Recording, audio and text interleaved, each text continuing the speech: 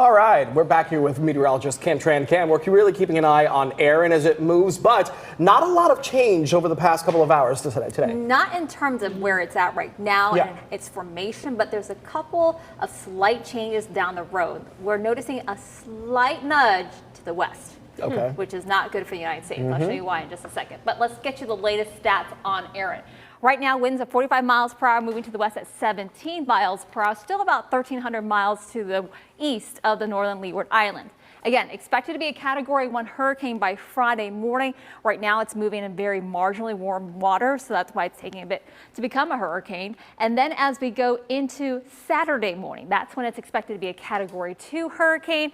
And then by Sunday morning, a Category 3 hurricane, so major hurricane. Right now, expected still well northeast of Puerto Rico.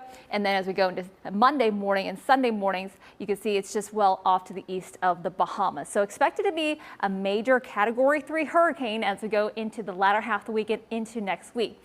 Now, as a latest look at the path, you can see it does start to curve to the northeast. But as we take a look at some of the latest computer spaghetti plot models, I'll show you the difference in a second. So all the way through Saturday, things are looking cohesive. Notice how the models are really tightly compacted. They're close together.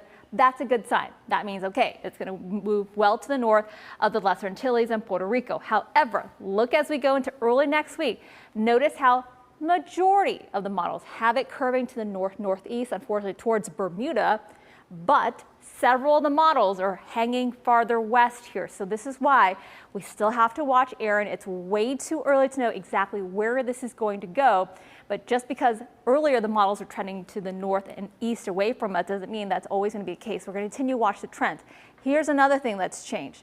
Here's a look at the global models. So these go a bit longer and farther out. Again, both the GFS and European agree this is going to move well northeast of Puerto Rico and the Lesser Antilles. But watch what happens as we go into next week. Notice how the European, which is indicated by this larger blob to the west of the red, kind of hugs the coast, the United States coast a little bit more, especially as we go into Tuesday and Wednesday.